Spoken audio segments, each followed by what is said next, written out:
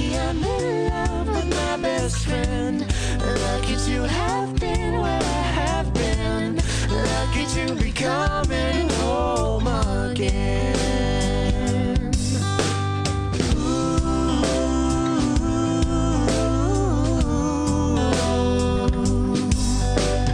They don't know how long it takes waiting for a love like this. Every time we say goodbye, I wish we had one more kiss. I'll wait for you, I promise you I will. I'm lucky I'm in love with my best friend. Lucky to have been where I have been. Lucky to be coming home again. Lucky we're in love in every way. Lucky to have stayed where we have stayed. Lucky to be coming home someday. And so I'm sailing through the sea. Muy buenas tardes, amigos de Por Amor a Ti. Un placer volvernos a reencontrar por este medio y en este querido canal Señal Santa María. Gracias por estar siempre fielmente allí del otro lado, porque sin ustedes allí nosotros no podríamos hacer este programa que lo hacemos con mucho amor y para todos ustedes. Ahora sí, señor director, sin más, vamos a ir a la primer nota del programa. Queridos amigos de Por Amor a Ti, nos encontramos en el interior de esta bellísima iglesia, de esta bellísima parroquia Nuestra Señora de Aranzazu. Y me acompaña el párroco, el padre Héctor Trachite. ¿Qué tal, padre Héctor? ¿Cómo está? Un gusto de habernos recibido. Muy bien, muchísimas gracias. Muchas gracias por el saludo y gracias por la visita. ¿Cómo es la actividad en esta bellísima parroquia? Bueno, esta comunidad, la ciudad de Victoria, tiene dos parroquias. Nuestra Señora de Aranzazu, que es la antigua, y una más joven que se llama Parroquia San Roque, que se encuentra en la otra punta de la ciudad. La actividad propia de esta comunidad es muy grande, mucha actividad.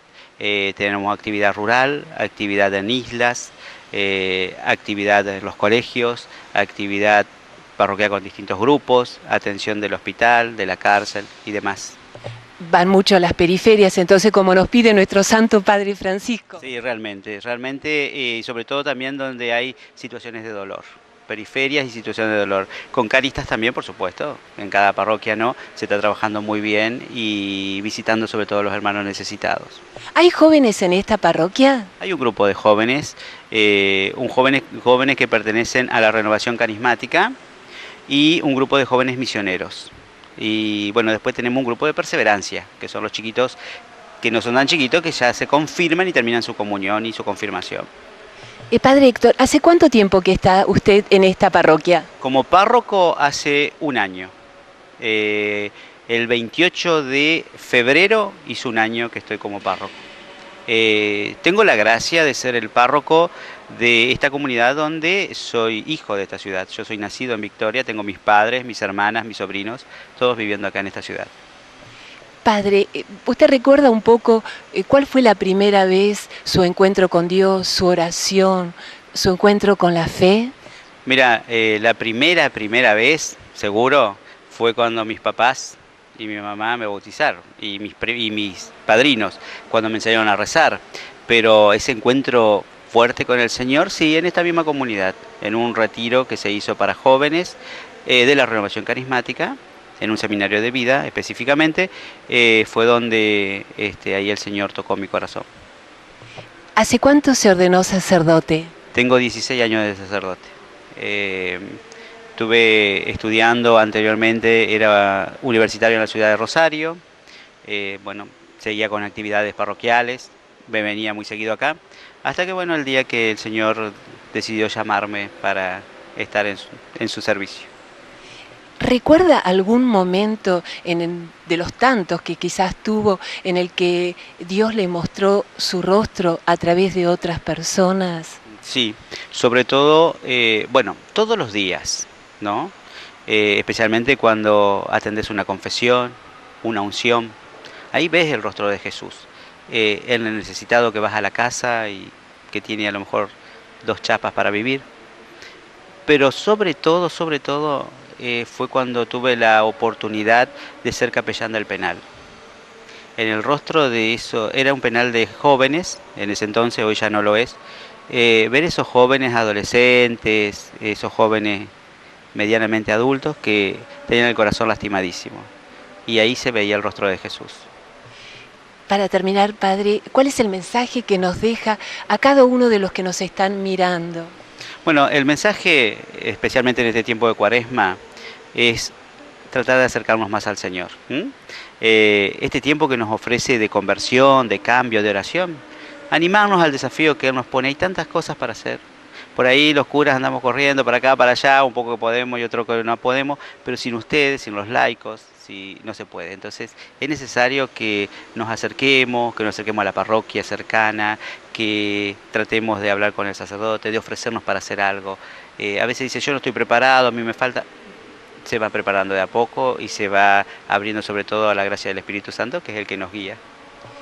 Padre Héctor, ¿nos podría dar su bendición? Cómo no, para todos los que ven este programa, especialmente para Adriana, en este día y desde acá desde la parroquia Nuestra Señora de Aránzazu, desde las manos de María y del Señor, la bendición de Dios Todopoderoso, que es Padre, que es Hijo y Espíritu Santo. Amén. Que el Señor los bendiga. Gracias, Padre Héctor.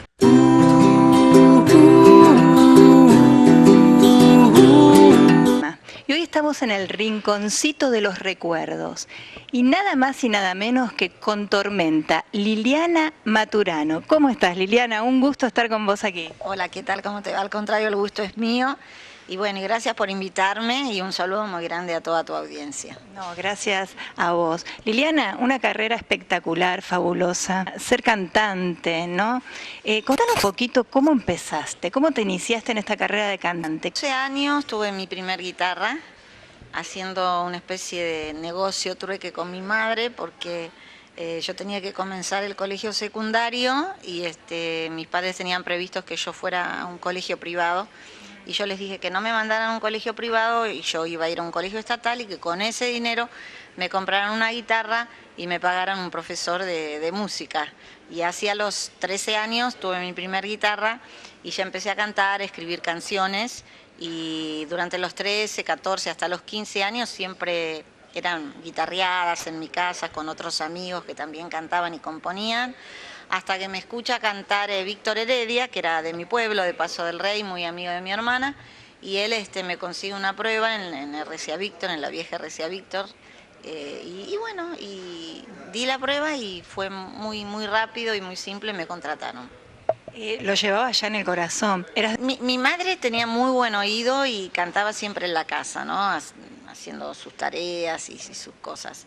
El que cantaba, yo no lo conocí, pero el que cantaba muy bien y que era músico y tocaba la armónica era mi abuelo materno, ¿no? Que era portugués y dicen que cantaba muy bien, pero bueno, cuando yo nací él ya había fallecido, así que nunca lo conocí.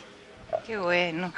¿Cuántos años de tu carrera, Liliana? Muchos, profesionalmente. En el año 70 es el gran boom de mi primer disco, que fue El Cebando Mate. Sí. Y el boom, ese tema fue espectacular. Tremendo, porque en una época donde nos resistían mucho a las mujeres, a las cantantes femeninas, en 2 semanas estaba primero en venta en todo el país y realmente, no sé, vendió más de 500.000 de discos y fue una cosa impresionante.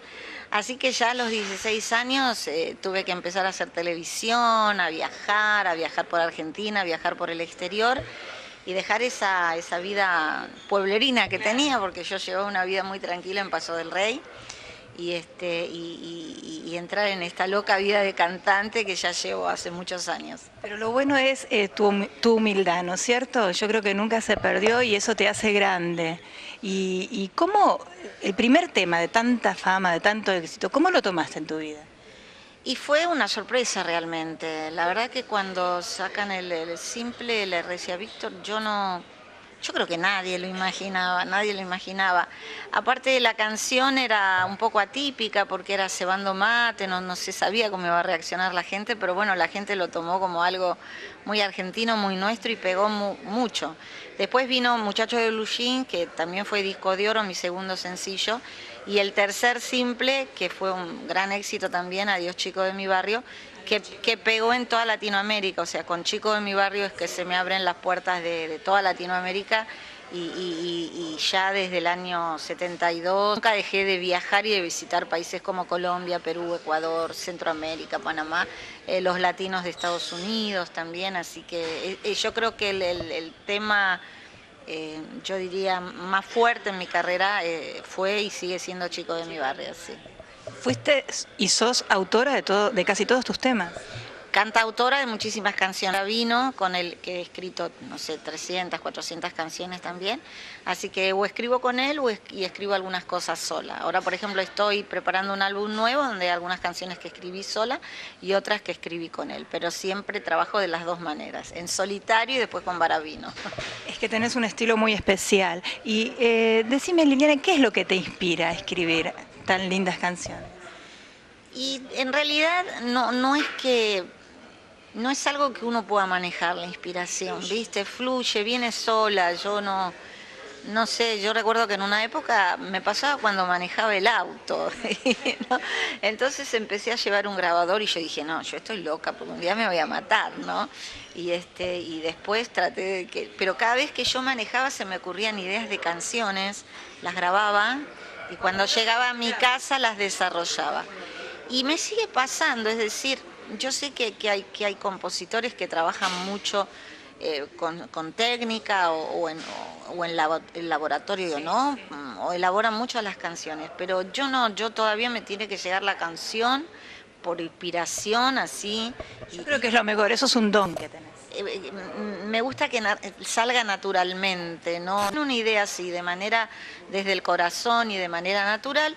Después, obviamente, sí, tomo la guitarra, la desarrollo, le pulo cosas, puedo desarrollar más la melodía o la letra, ¿no?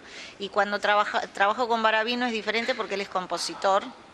Entonces, normalmente, o compone él una melodía y yo le pongo letra, o muchas veces hacemos melodía juntos. Hemos hecho letras juntos también, o sea, trabajamos en equipo. Claro, sí. Bueno, y por sobre todas las cosas, él conoce muy bien mi estilo. Entonces, fluyen. Claro. Contanos un poquito los proyectos a futuro que tenés. Bueno, ahora estoy grabando, ya en mayo comienzo con las giras en Argentina, que son muchas, voy a estar en Córdoba, voy a estar en el sur. ¿Cómo se llama el disco? Todavía no sé, porque claro, es un álbum donde mezclo canciones nuevas, inéditas y clásicos, ¿no? A los cuales yo le hago mis versiones. Por ejemplo, grabé el tema Es una pena, el clásico de Bonnie Tyler de los años 78, en castellano, obviamente. Grabé también el tema Vuelvo a vivir, vuelvo a cantar, que se conoció por Sabú aquí en los 70 en Argentina. Y bueno, es así un poco, es mezclar clásicos de los 70 con temas nuevos, porque hay un público que espera siempre las canciones nuevas y hay otro que le gusta, es muy, muy nostalgioso. Entonces trato de darle las dos cosas. Hay un tema que habías compuesto, no sé, o de otro autor, de una película, Desde el alma. No, Desde el abismo Desde el abismo es de Mariano Baravino y mía esa canción.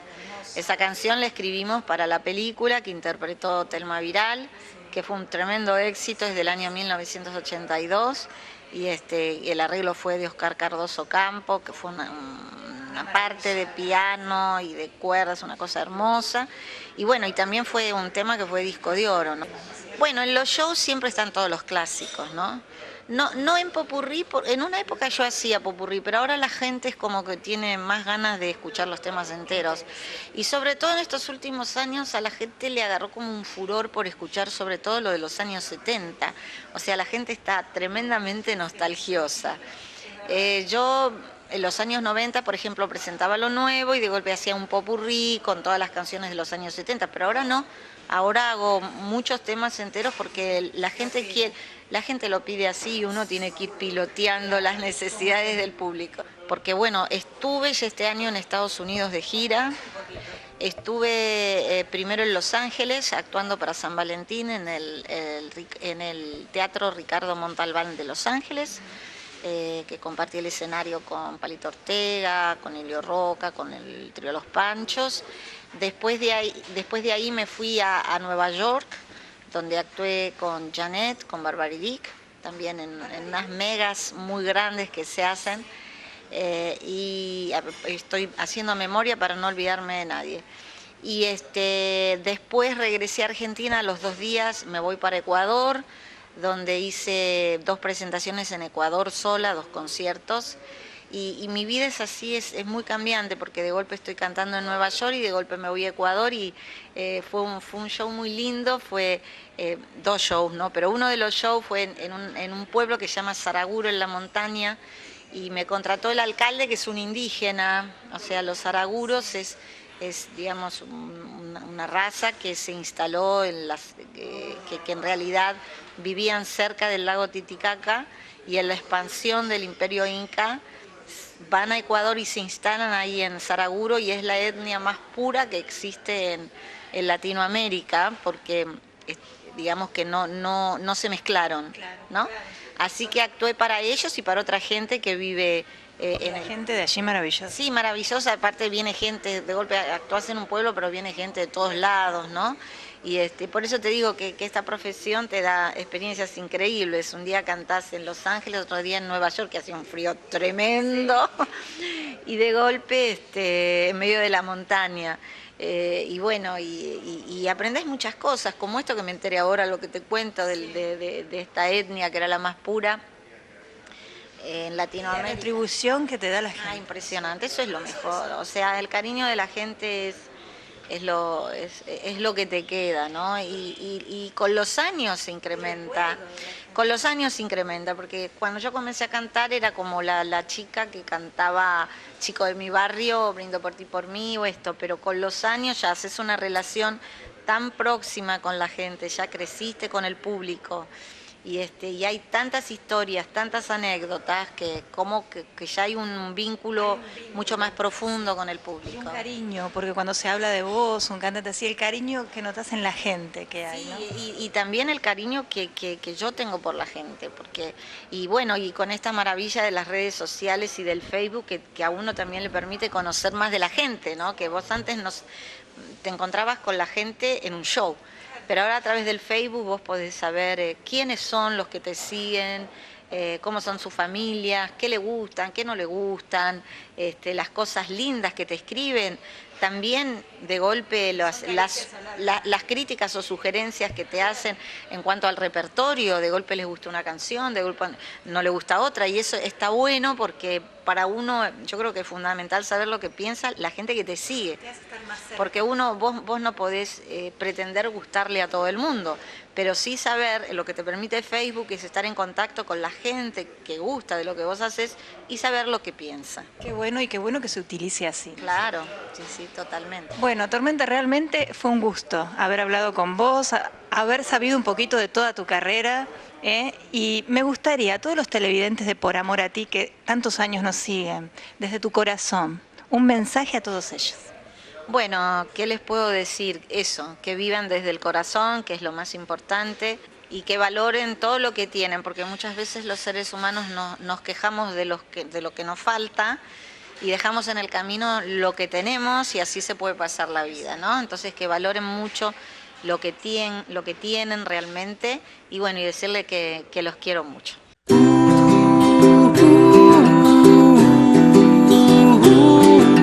El tema que vamos a abarcar hoy, bullying.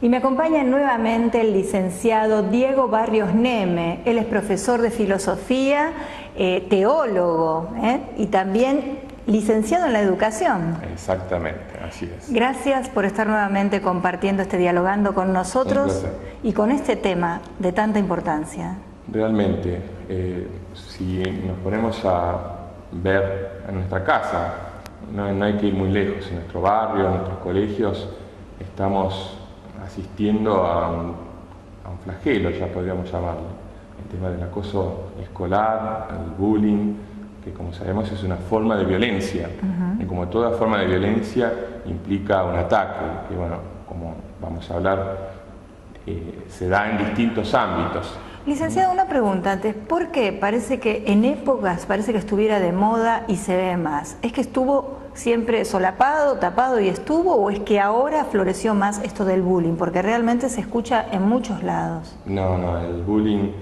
el acoso escolar es un fenómeno histórico. Desde que existe en sí el sistema educativo que nosotros conocemos, es un sistema educativo que ya tiene más de 400 años, es decir, el encierro, el claustro en torno al docente, y generalmente en esos grupos humanos, en todo lugar donde hay justamente vínculos humanos, hay distintas maneras de llevarlos adelante. Justamente en la falta de seguimiento, de acercamiento, en estos grupos de chicos, estos grupos de alumnos y demás en distintas edades, se manifiestan de distinta manera en distintas edades. Se dan estas situaciones en las que hay víctimas y victimarios, se puede decir. Tranquilamente se puede usar de todo, porque realmente, por más que sean niños, muchas veces adolescentes, se transforman en esto. Uno no sabe ni mide las consecuencias que puede tener esto en la vida de una persona, de un ser humano.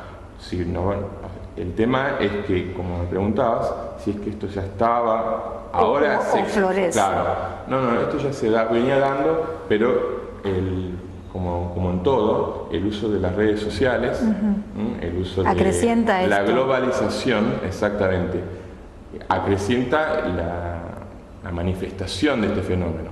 Es decir, nosotros lo podemos constatar, porque sumado al ataque está también, ya digamos, casi como un morbo, una diversión, el filmar estos ataques y el subirlo a las redes sociales, a YouTube, a Facebook, a distintas redes sociales.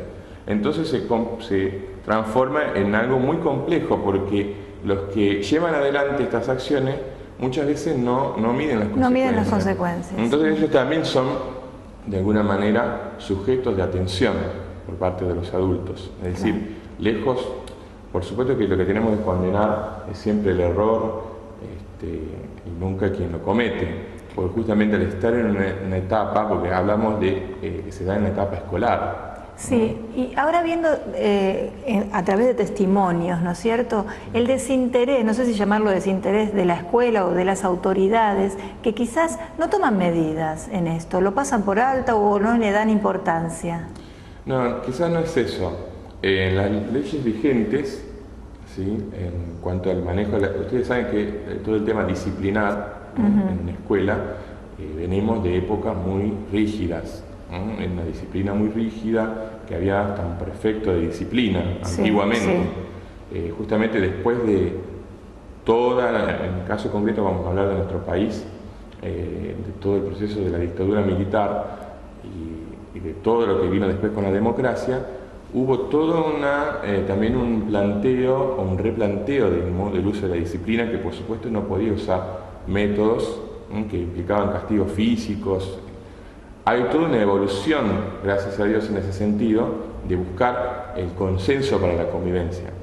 Pero las leyes vigentes también hacen que eso quizás para los ojos de la sociedad quede desdibujado. Puertas adentro de un colegio, cuando se dan este tipo de conflictos, los directivos actúan desde el diálogo, desde el consenso, de llamar a los padres, de llamar a los hijos, de hacerles hacer trabajos, por ejemplo, en la redacción, reparación quizás, pero el problema viene de otro lado. ¿Sí? Acá no se trata solamente de ver la responsabilidad de la escuela, sino también la responsabilidad de la familia. De la familia, exacto. Pero muchas veces en la familia sucede que cuando el chico avisa a la familia, lo cargan peor, porque dicen avisó a la madre y lo siguen cargando. Entonces el chico se retrae más todavía. Claro, a los ojos de los chicos. De los chicos, sí, es mucho peor. Y eso tiene que ver con todo un tema de la autoestima, que hoy por hoy, en lugar de hablar de autoestima, hablamos de autovaloración o de autopercepción de sí mismo. Los chicos tienen bajos conceptos de sí mismos, estos los que son atacados, y los que atacan tienen quizás una sobrevaloración de sí mismos, amparados en el clan, porque esto generalmente nunca es en soledad, ¿sí? Hay una asociación para la violencia. una de las cosas que está, justamente, ellos no perciben que detrás de la búsqueda de una diversión, que no es buena, ¿sí? Ellos se divierten, pero destruyen a una persona. Y no se dan Quedan cuenta. secuelas después en una Exacto. persona. ¿Y por qué no hay una asociación para la defensa de eso, no? Eso hay que construirlo, porque hay una, como dice en el eslogan, si no sos parte, ¿sí?, del problema, sos parte de la responsabilidad. Exacto. O sea, si no actuás, sos parte. La omisión, muchas veces uno habla de actos en sí, pero las omisiones, es decir, no hacer lo que se tiene que hacer, es la misma tan culpa grave como hacer algo. Como hacerlo, exacto. Y esto de los directivos y los padres tienen que trabajar en conjunto para elaborar estos temas. Exacto, porque muchas veces veo en casos de chicos, lo quise defender, un solo chico, pero no me meto porque después se la toman conmigo, o no me meto porque quedo yo como tonto, y entonces lo dejan, y van dejando, y así ese desinterés que se crea por el ser humano.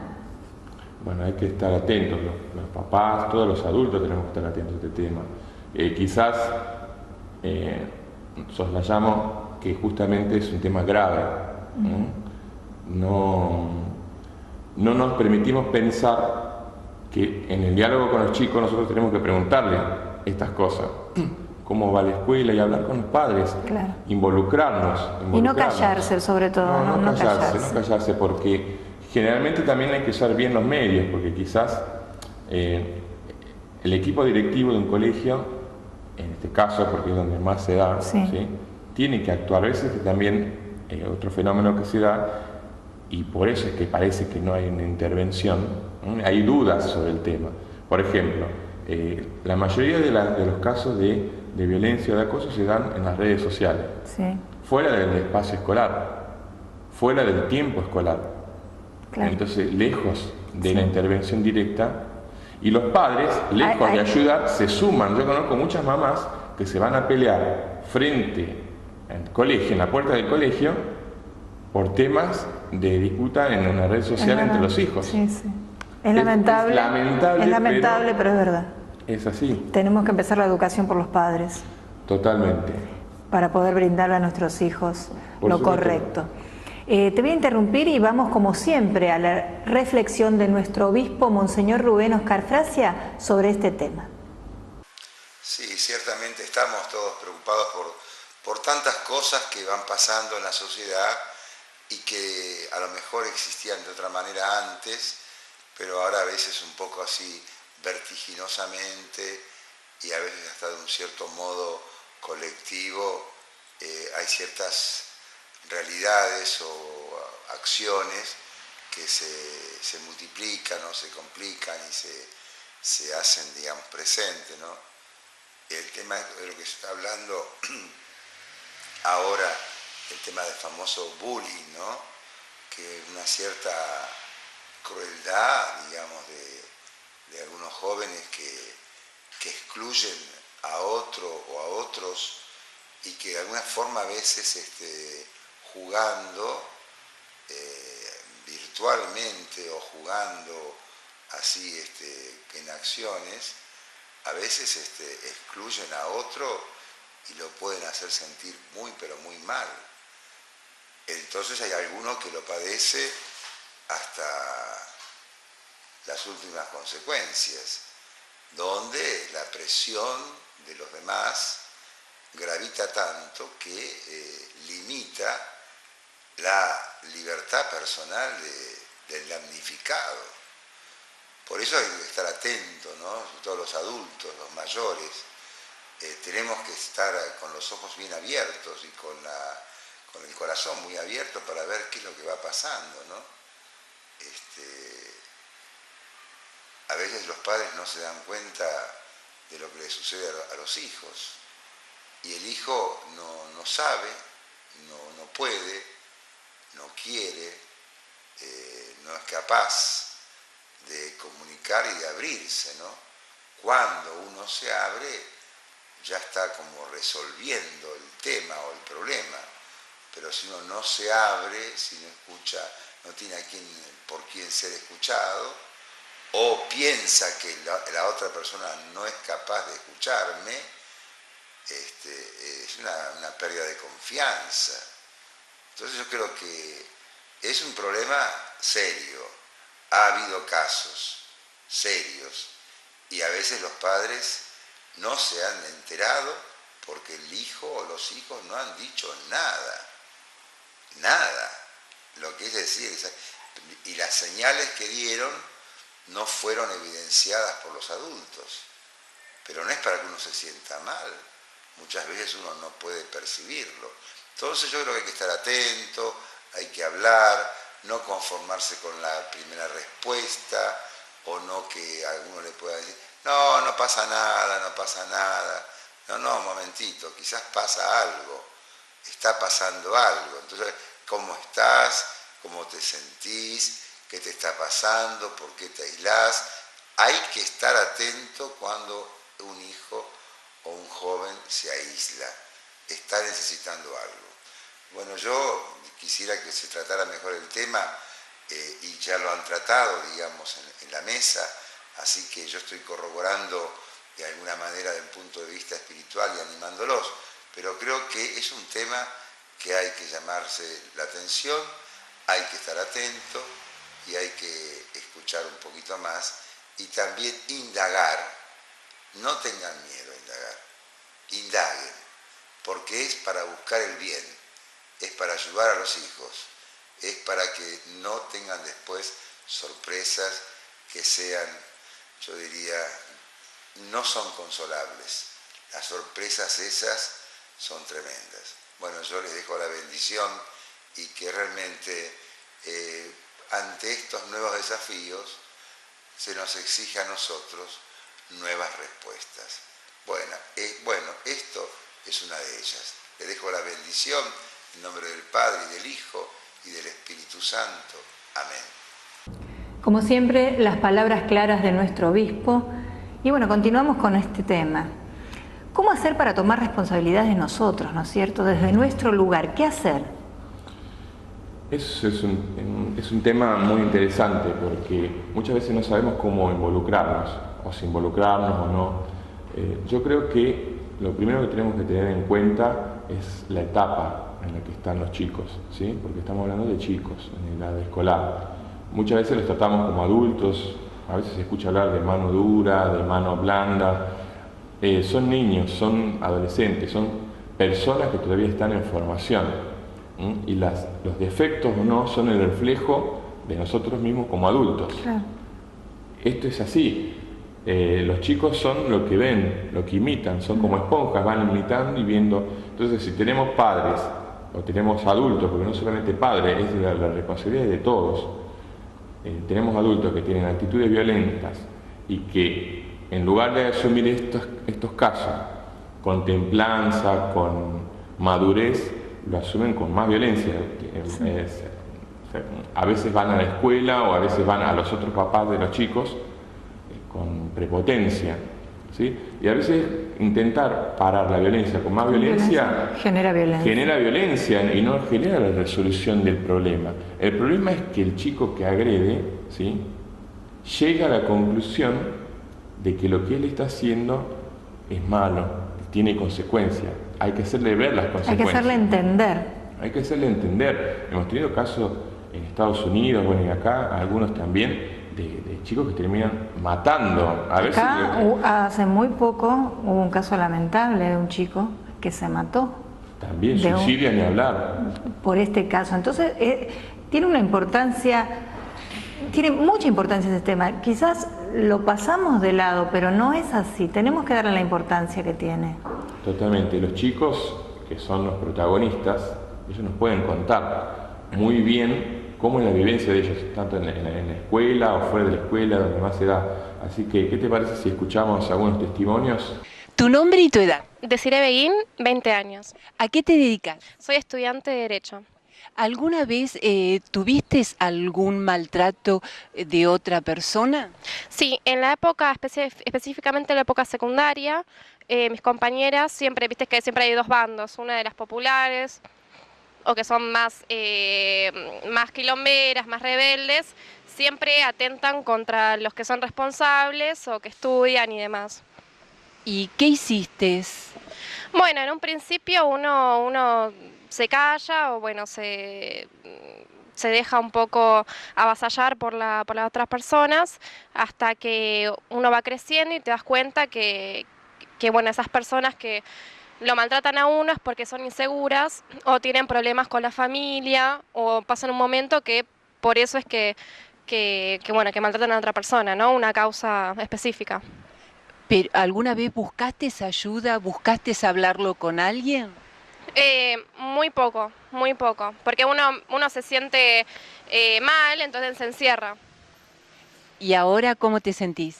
Y ahora que ya soy más grande y tengo más experiencia, me siento más segura y cada vez que hay algo que no me gusta o una situación que no estoy de acuerdo, trato de charlarlo o ver una solución. ¿Qué mensaje le darías a los jóvenes que están padeciendo lo que a vos te hicieron?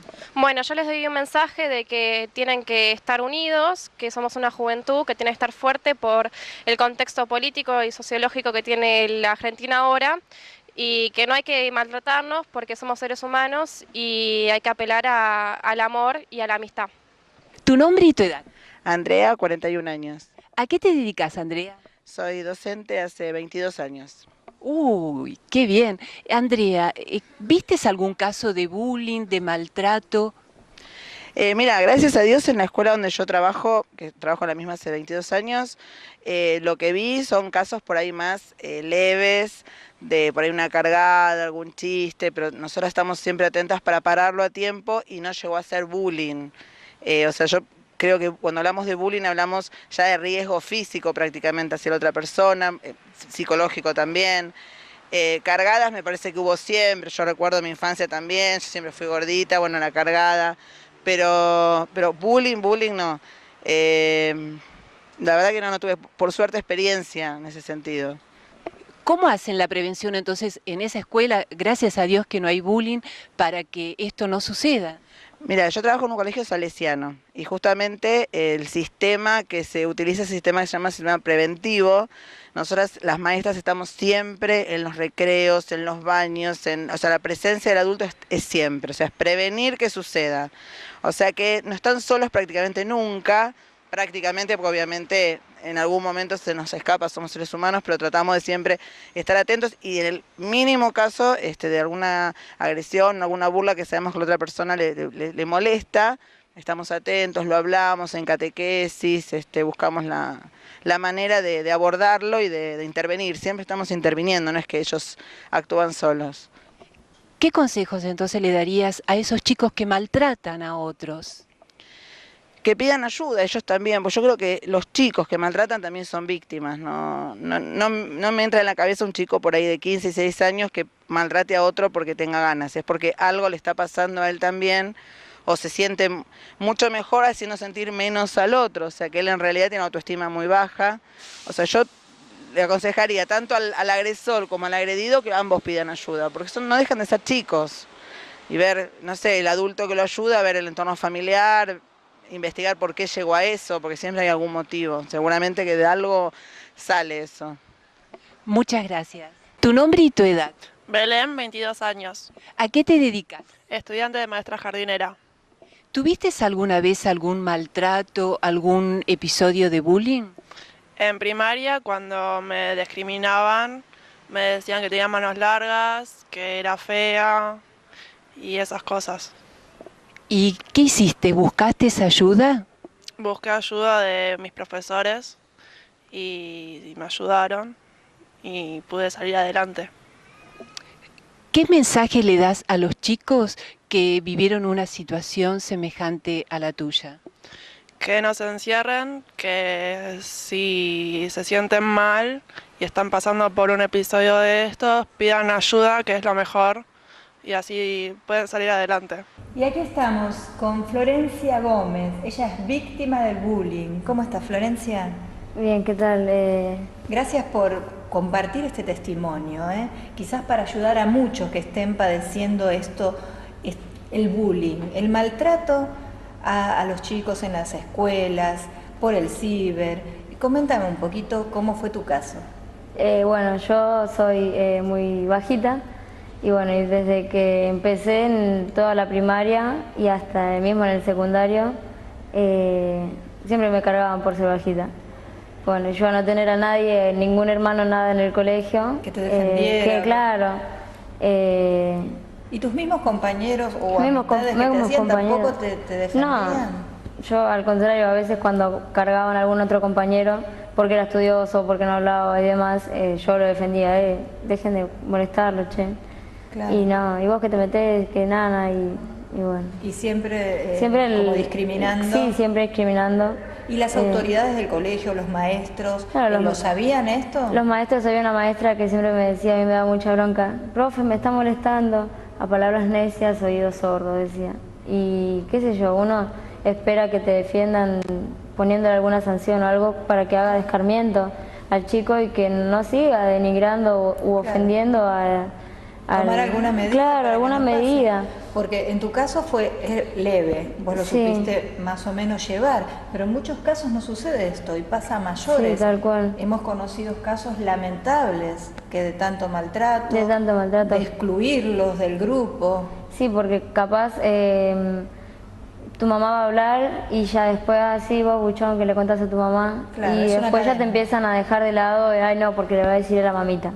Claro. Entonces te dejan de lado y te siguen molestando por otra razón más, porque le dijiste a tu porque mamá. le decía a tu mamá, y si no, hay muchos chicos que se quedan callados. Yo particularmente aprendí a no callarme. Y más o menos a los 13, a los 14 asumí, dije, sí, soy petiza y ellos no van a cambiar mi manera de ser. No, pero... Y no, por decirme petiza no van a hacer ni que sea más petiza o que sea más alta. Pero somos todos iguales, nadie tiene el derecho a discriminar a nadie por nada. Sí, pero no todas las personas tienen los mismos valores.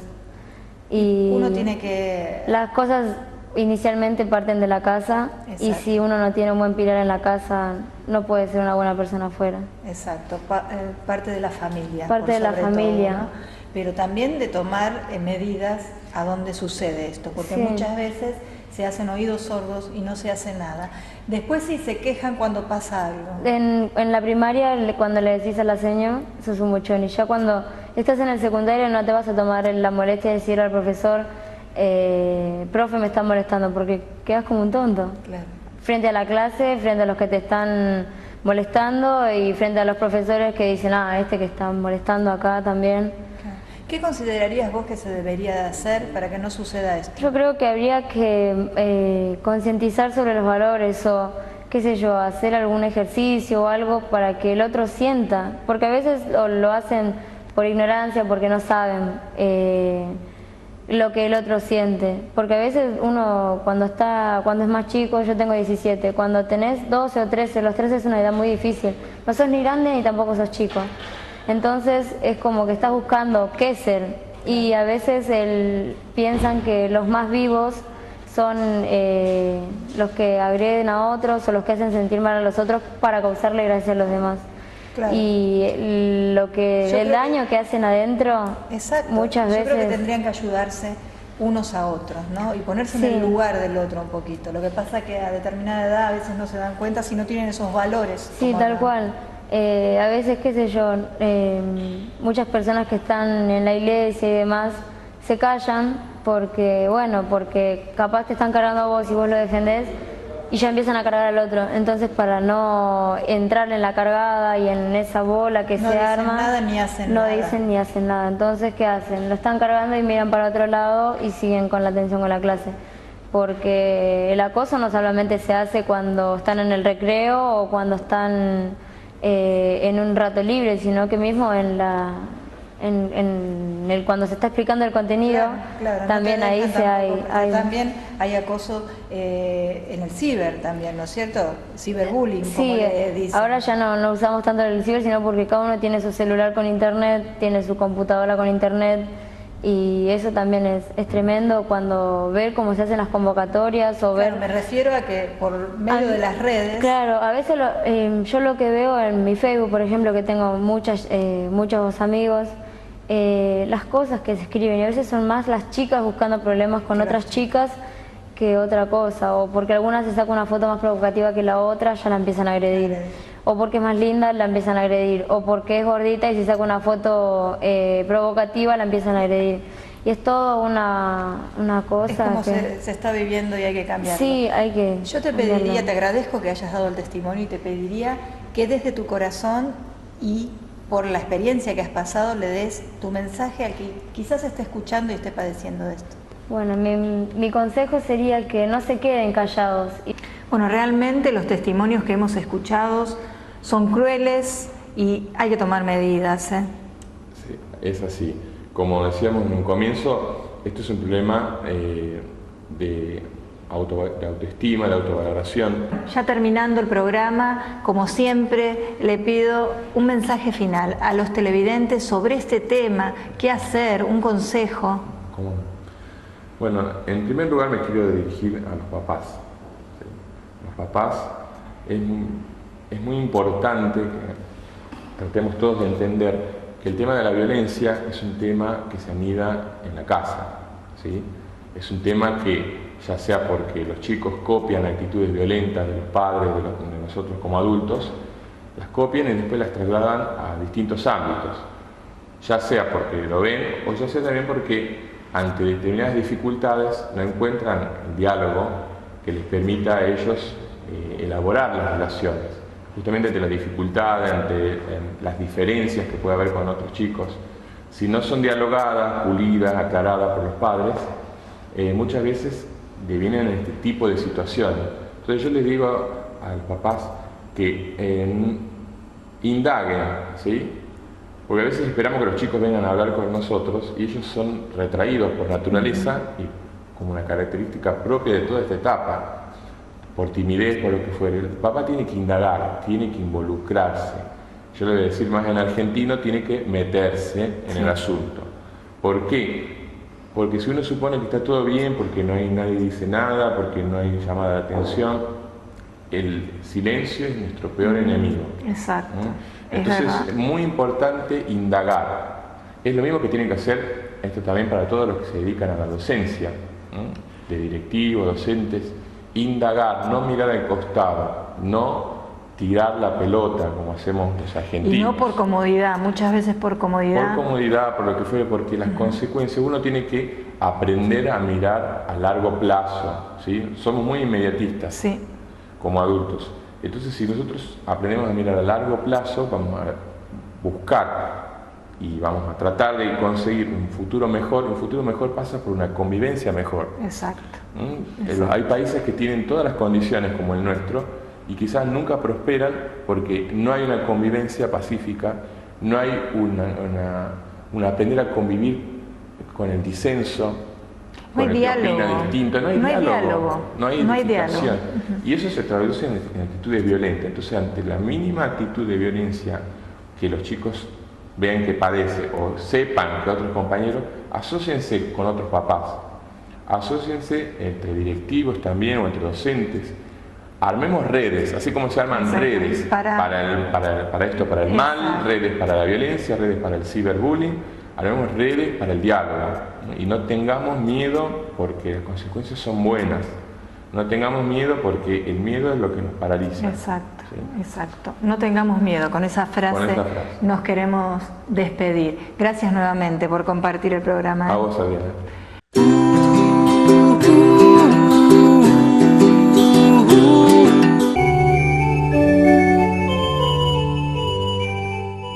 Queridos hermanos, tengo que decirles y anunciarles con gozo y alegría: Cristo ha resucitado. Es verdad, verdaderamente Cristo ha resucitado.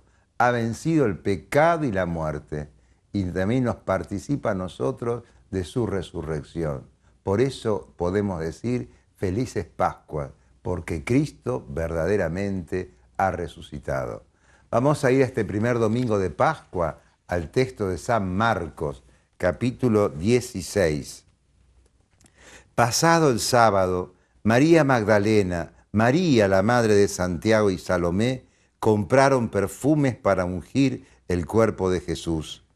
A la madrugada del primer día de la semana, cuando salía el sol, fueron al sepulcro y decían entre ellas: ¿quién nos correrá la piedra de la entrada del sepulcro? Pero al mirar, vieron que la piedra había sido corrida. Era una piedra muy grande.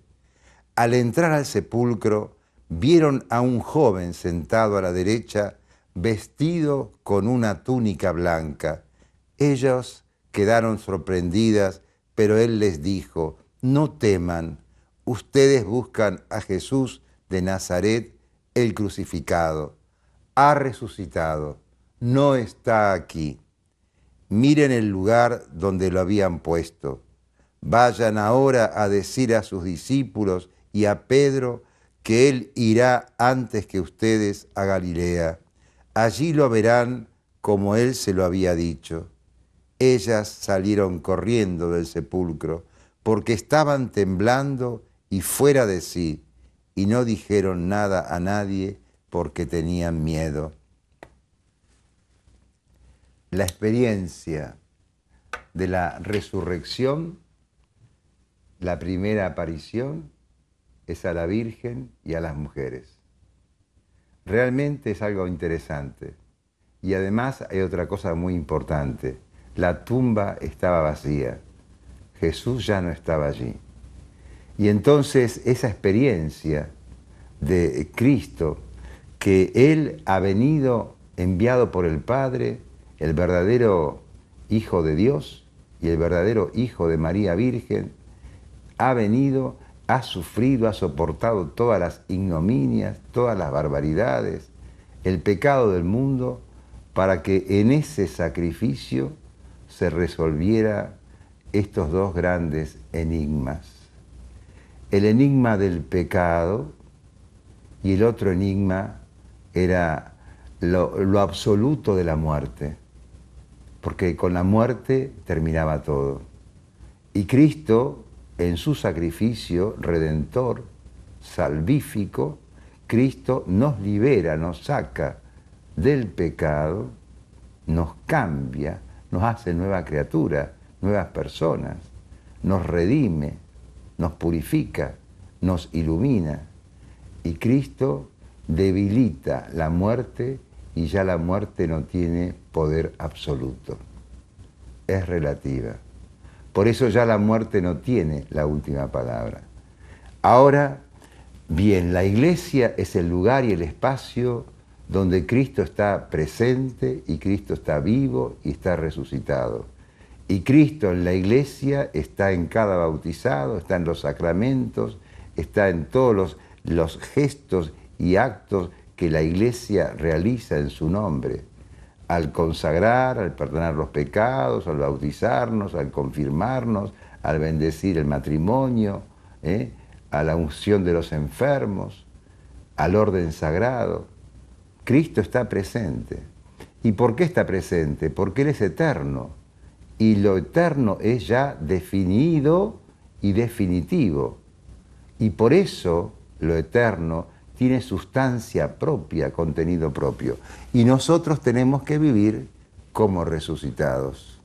Y entonces no nos quedamos en un pasado, sino que es un presente permanente, la resurrección de Cristo, y que a nosotros Cristo nos envía para que también nosotros lo anunciemos a los demás.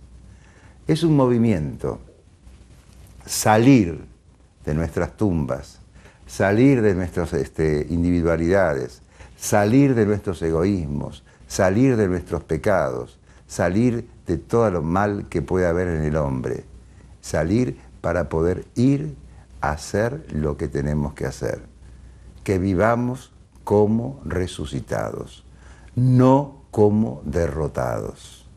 Surge de nuevo la esperanza, la fuerza que Dios nos da el entusiasmo para vivir una vida nueva. Y sobre todo nos da fuerza para saber que el bien siempre es mayor que todo mal. La vida se tiene que modificar. Lo personal, lo familiar, que está casi destruido. El tejido social, que está tan debilitado y tan endémicamente corrompido. Y tantas otras cosas que en el mundo nos informamos, nos enteramos por doquier, muertes, asesinatos, guerras, violencia. Cristo ha resucitado, pero también nosotros tenemos que vivir como tal. Les dejo esta bendición y que el Señor en esta Pascua renueve nuestra vida y nos dé fuerza para vivir la esperanza en la alegría, en el amor y en el compromiso. Les dejo esta bendición en nombre del Padre y del Hijo y del Espíritu Santo. Amén. Y de nuevo, felices Pascuas. Amigos de Por Amor a Ti, hemos llegado al final de otro programa y lo hemos hecho con mucho gusto y mucho amor para todos ustedes. Espero que lo hayan disfrutado y que se hayan sentido bien. Y decirte, como te digo todas las semanas, disfruta de cada día que nos regala el Señor. La vida es hermosa, no te quedes adentro. Salí, disfrutá, mirá el día hermoso que hay, mirá el sol que tenemos cada día, porque así vamos a vivir con más energía y con más ganas. Nos vamos a volver a encontrar, Dios mediante, la próxima semana, aquí, en Por Amor a Ti.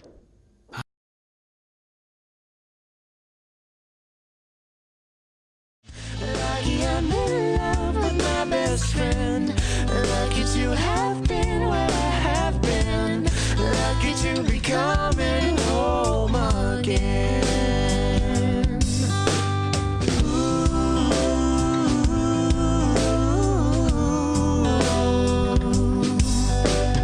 They don't know how long it takes waiting for a love like this.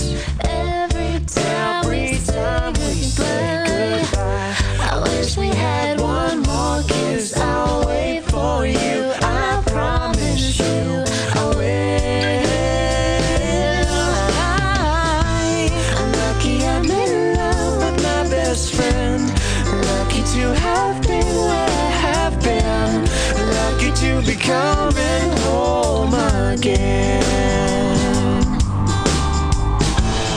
Lucky we're in